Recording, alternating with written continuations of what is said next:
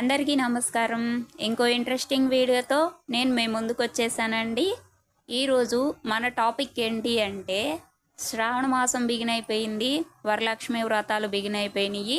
అయితే ఈ వరలక్ష్మి వ్రతంలో ప్రతి ఒక్కళ్ళు కూడా ఈ మధ్య కాలంలో నేను చూస్తున్నాను, ఫోటోకి గాజులు దండేసేస్తుంటారు. అమ్మవారి బొమ్మ పెట్టుకుంటే బొమ్మకు కూడా గాజుల దండ వేసేస్తారు. అస్సలు గాజుల దండ వెయ్యొచ్చా?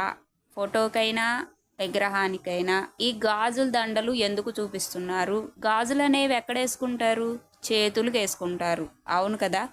ఇప్పుడు అమ్మవారికైనా గుళ్ళో అయినా ఎక్కడైనా సరే మనము అన్నిటితో పాటు గాజులు తీసుకెళ్ళినప్పుడు గాజులు విడిగా తీసుకెళ్ళి సమర్పిస్తాము. అంతే తప్పితే మెడలో అలంకరించరు కదండి.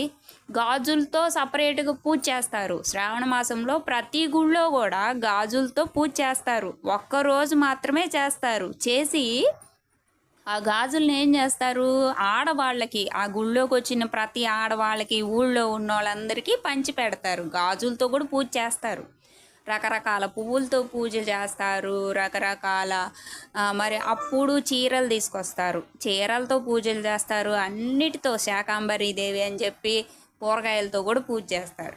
కానీ గాజుల దండ మెడలో ఎందుకు వేస్తున్నారు?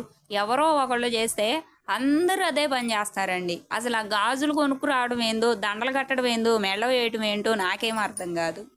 ఇవి కావాలని చేస్తున్నారా లేకపోతే నిజంగానే ఉంటే చేస్తున్నారో కూడా అర్థం కాదు. గాజులు చేతులకు వేసుకుంటారు.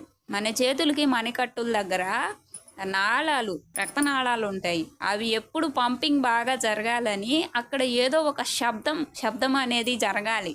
దానివల్ల గాజులు చేతులకు వేసుకోవాలని చెప్తారు. అంతేకాదు, గర్భంలో ఉన్న శిశువుకు కూడా అవి మోగుతూ ఉంటే ఆ వినికిడి మంచిది అని చెప్పి గాజులు కంపల్సరీగా వేస్తారు. గాజులకు అంత చరిత్ర ఉంది.